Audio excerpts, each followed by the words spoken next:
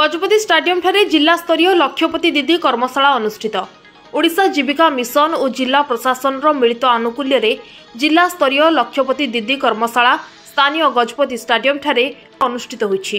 ଏହି କର୍ମଶାଳାରେ ମୁଖ୍ୟ ଅତିଥି ଭାବେ ଗଜପତି ଜିଲ୍ଲାପାଳ ବିଜୟ କୁମାର ଦାସ, ସମ୍ମାନିତ ଅତିଥି ଉନ୍ନୟନ ଅଧିକାରୀ ତଥା ମୁଖ୍ୟ ନିର୍ବାହୀ ଅଧିକାରୀ ଜିଲ୍ଲା ପରିଷଦ ଶଙ୍କର କେରକେଟା, ଅତିରିକ୍ତ ନିର୍ବାହୀ ଅଧିକାରୀ ଜିଲ୍ଲା ପରିଷଦ ପୃଥ୍ୱୀରାଜ ମଣ୍ଡଳ, ପୌର ପରିଷଦ ପାରଳାଖେମୁଣ୍ଡି ନିର୍ବାହୀ ଅଧିକାରୀ ଲକ୍ଷ୍ମଣ ମୁର୍ମୁ, ଜିଲ୍ଲା ସମାଜ ମଙ୍ଗଳ ଅଧିକାରିଣୀ ଶ୍ରୀମତୀ ମନୋରମା ଦେବୀ, ଓଡ଼ିଶା ଜୀବିକା ମିଶନ ଗଜପତି ଜିଲ୍ଲା ପରିଚାଳକ ଟିମନ ବାରା ପ୍ରମୁଖ ମଞ୍ଚାସୀନ ଥିଲେ।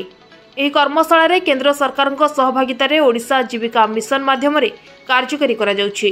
ଏହି କର୍ମଶାଳାରେ ଗଜପତି ଜିଲ୍ଲାର ପ୍ରତ୍ୟେକ ବ୍ଲକର କମ୍ୟୁନିଟି ସପୋର୍ଟ ଷ୍ଟାଫ ଓ ଲକ୍ଷପତି ଦିଦି ପ୍ରମୁଖ ଉପସ୍ଥିତ ରହି ନିଜ ନିଜର ସଫଳତା କାହାଣୀ ବିଷୟରେ ଅବଗତ କରାଇଥିଲେ।